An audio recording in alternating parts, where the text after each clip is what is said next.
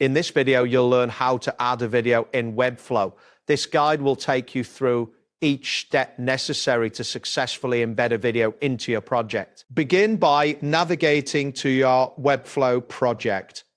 Open your web browser and enter the URL for your webflow site.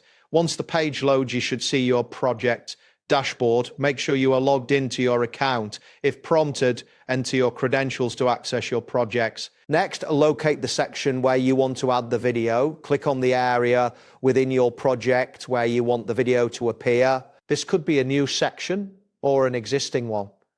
After selecting the area, look for the plus icon or the add element button, usually located in the upper left corner of the interface. After that, click on the add element button.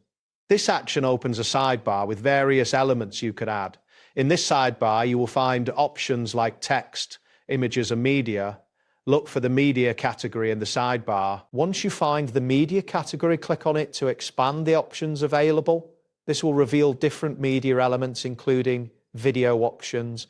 Look for the video option and click on it. This action will allow you to insert a video element into your selected area. Now you will see a placeholder for the video. To insert the video you want, click on the video element that has appeared in your project. In the settings panel that opens, you will see a field labeled Video URL. Click on this field to prepare for pasting your video link. Next, go to YouTube or the platform where your desired video is hosted. Find the video you want to embed. After locating it, copy the URL from the address bar of your browser. Ensure that the video is public and accessible, as private videos cannot be embedded. Once you have copied the URL, return to your webflow project.